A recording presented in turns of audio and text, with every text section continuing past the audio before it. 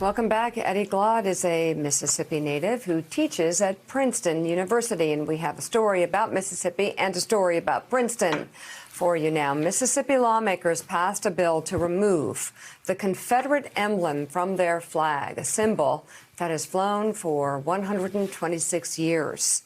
The bill passed in the Mississippi House in a 91-23 vote, and then the state Senate 37-14. It will now go to Republican Governor Tate Reeves, who has said he will sign it into law. So, Eddie, before we get to Princeton, let's talk about your home state of Mississippi and a place that I grew up in for part of my life.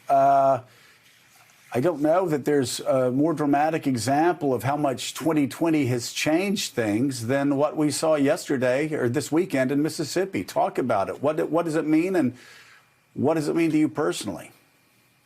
Well, it's historic. You know, I grew up seeing the flag, seeing this homage to the Confederacy.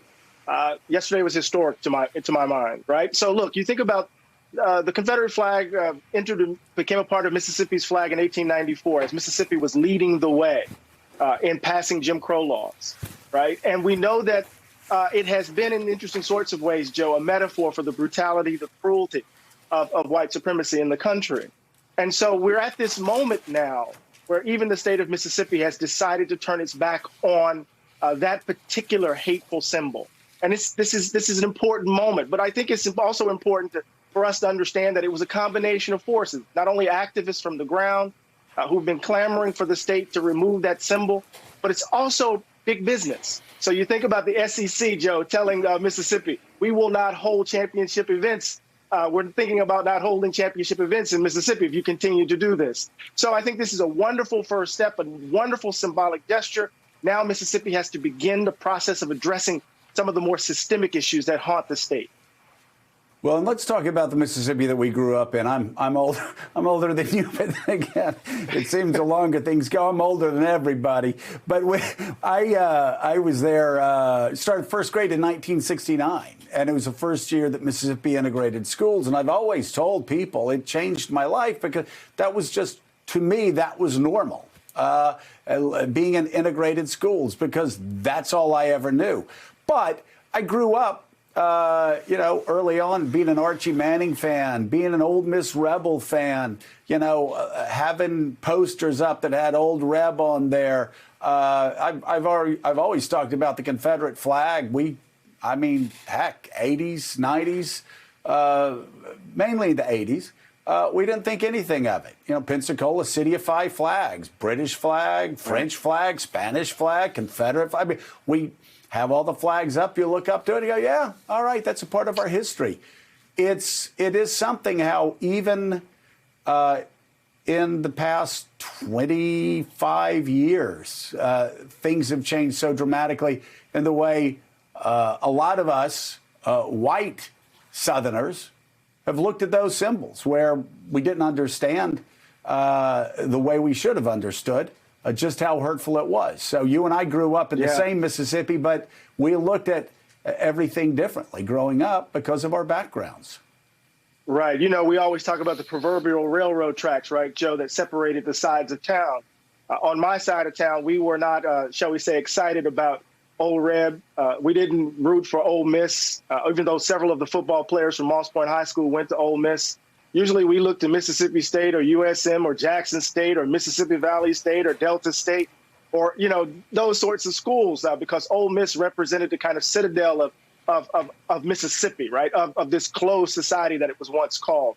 But, Joe, I think we're actually in a moment. Think about all of the activism around same-sex marriage, and then, boom, it suddenly happened, and it became a part of the kind of culture. It seems to me that we're at that moment where the kind of sentiment around the Confederate monuments, memorializing that particular period, that the sentiment has kind of congealed, where there's a kind of relative consensus that this stuff is bad and that we need to put it aside. So I'm delighted that my state, the state that I love so dearly, has made this move. It still has a long way to go, but I'm delighted that it has made this move. Yeah, John Meacham, you grew up in the South, again, younger than me, but then again, everybody is. You grew up in the South as well, and we grew up, listening, hearing bands play Dixie, listening to other songs, having symbols, looking at Confederate statues.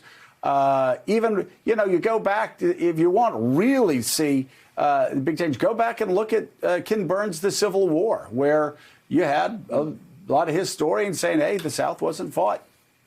The Civil War wasn't fought over slavery. So much has changed before our very eyes over the past 25, 30 years. Yeah. And I think one of the lessons of this is, and it applies to this moment and every subsequent moment, is in real time, the lesson of this is why not be on the side of liberation as opposed to captivity? Why not be on the side of expanding the Jeffersonian definition and applications of equality? Why cling to a drama and a myth that may in some way infuse your life with a kind of meaning, but at some level, the still small voice of conscience suggests that it was not about the best part of America. And the moral utility of history, it seems to me, is not to be self-righteous about the past, like, or aren't we more enlightened?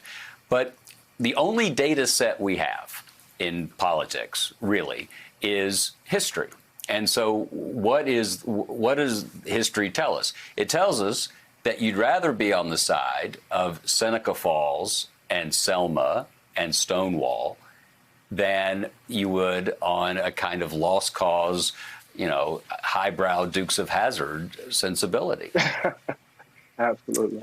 Thanks for checking out MSNBC on YouTube, and make sure you subscribe to stay up to date on the day's biggest stories. And you can click on any of the videos around us to watch more from Morning Joe and MSNBC. Thanks so much for watching.